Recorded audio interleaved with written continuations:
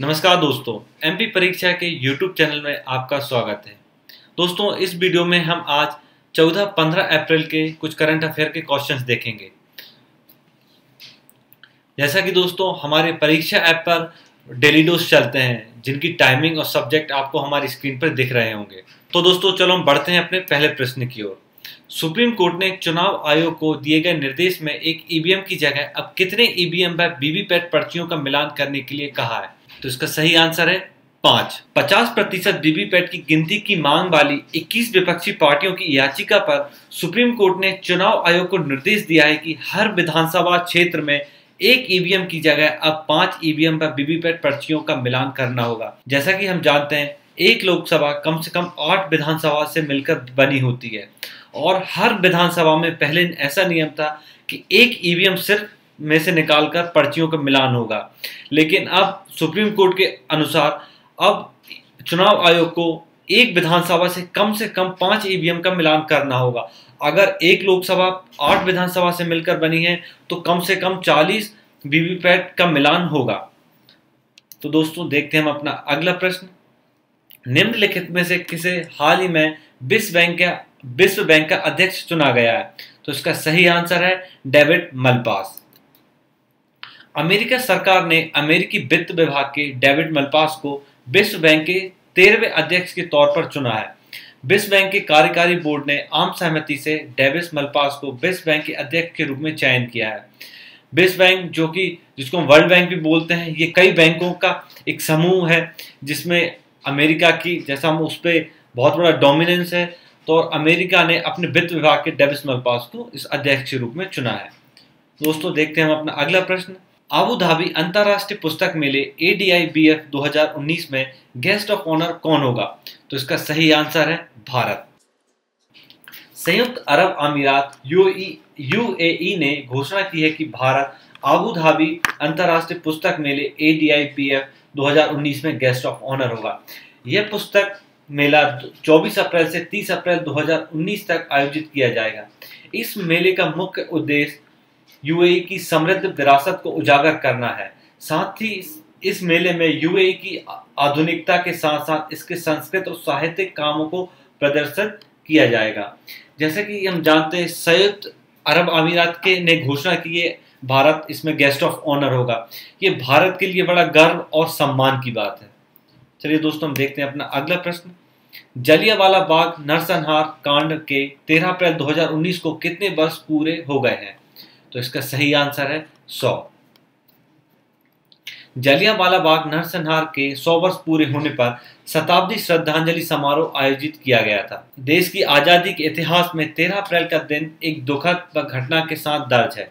Britain की प्रधानमंत्री Theresa May ने 1919 में जलियांवाला बाग नरसंहार पर खेद जताया है। गौरतलब है कि पंजाब के अमृतसर में स्थित जलियांवाला बाग नरसंहार 13 अप्रैल 1919 को बैसाखी के दिन हुआ था।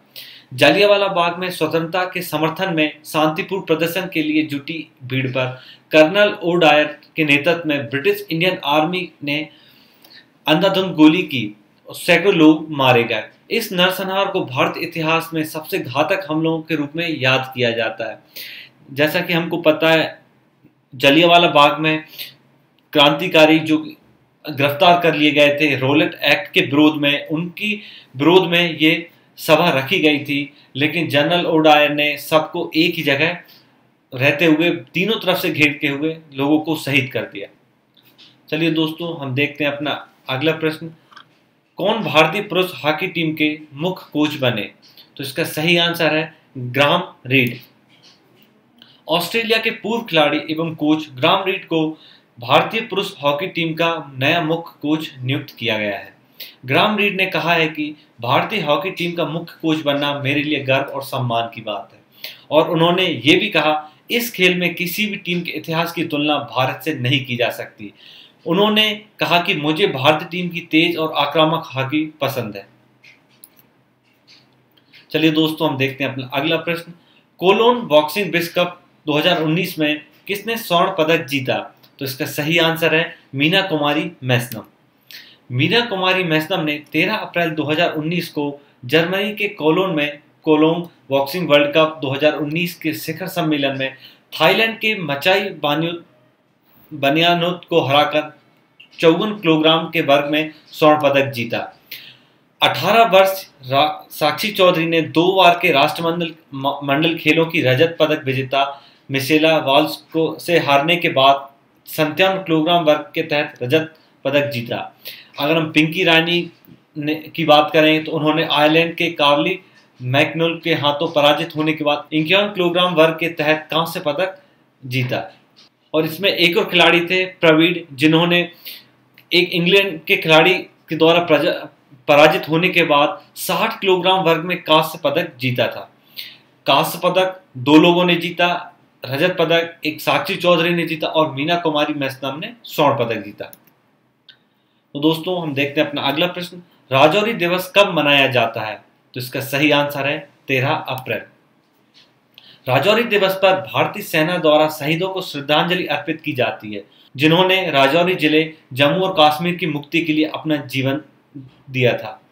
हम अगर बात करें, जब भारत स्वतंत्र हुआ था तो भारत 2 हिस्सों में बट गया था, पाकिस्तान और भारत। उसमें भी कश्मीर का एक विवाद था, जो कि राजा हरि सिंह ने भारत के साथ इंस्ट्रूमेंट ऑफ एक्सेशन साइन किया और कश्मीर भारत में विलय हो गया। लेकिन पाकिस्तान ने अपनी आर्मी को कवालियों के बेस में कश्मीर पे आक्रमण कर दिया और जिसके कारण उनने बहुत सा हिस्सा कश्मीर का कब्जा कर लिया था। लेकिन भारतीय सेना ने उनको पीछे धकेलते हुए राजौरी को अपने हाथों में ले लिया था, जिसका दिन था 12 अप्रैल।